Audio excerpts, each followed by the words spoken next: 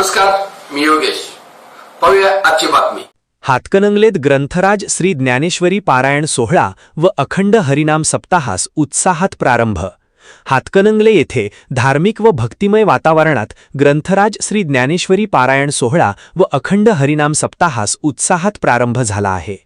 गुरुवार दिनांक 30 एप्रिलपासून सुरू झालेला हा सोहळा गुरुवार दिनांक 7 मे पर्यंत चालणार असून या कालावधीत विविध धार्मिक कार्यक्रमांचे आयोजन करण्यात आले आहे. या सोहळ्यानिमित्त श्री ज्ञानेश्वरी वाचन, काकड आरती, हरिपाठ, प्रवचन, कीर्तन आदी कार्यक्रमांचे आयोजन करण्यात आले आहे.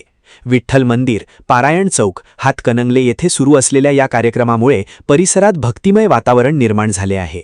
कार्यक्रमाचा शुभारंभ गुरुवर्य उपासे महाराज यांच्या हस्ते ध्वजपूजन करून करण्यात आला. त्यानंतर कलशपूजन महादेव महाराज व बंडू महाराज यादव यांच्या हस्ते संपन्न झाले.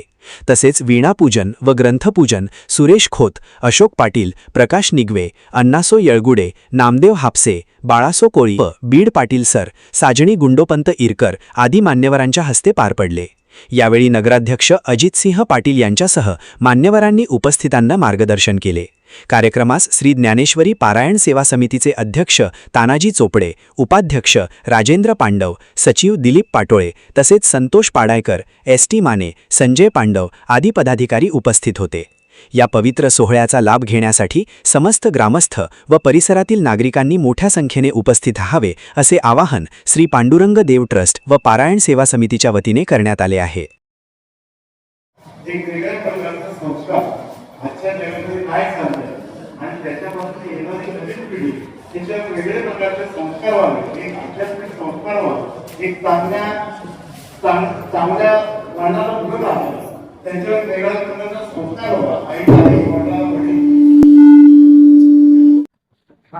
रामकृष्ण हरी. मी विठ्ठल पाटील, काकाजी अध्यक्ष, वारकरी साहित्य परिषद महाराष्ट्र.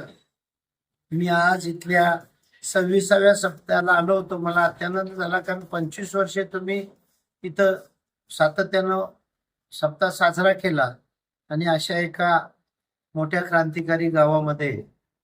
तर मी सर्वांना एवढंच सांगेन, आपल्याला समाज मन दुरुस्त केलं पाहिजे. भोगवाद, भुभुक्षवाद, चंगळवाद थांबवून नैतिकतेचं बळ वाढवायचं असेल तर आपल्याला संतांच्या साहित्याशिवाय पर्याय नाही.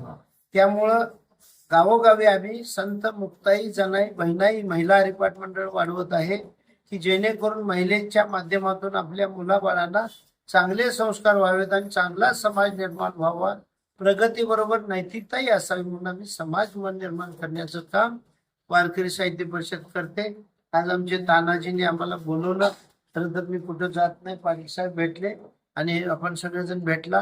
मी इतकंच तुमच्या समोर प्रार्थना करेन की आपली सगळी भौतिक प्रगती चांगली आहे, पण समाज मन दुरुस्त होऊन सामाजिक भान ठेवून नैतिकतेचं बळ वाढवावं एवढी प्रार्थना करतो. रामकृष्ण.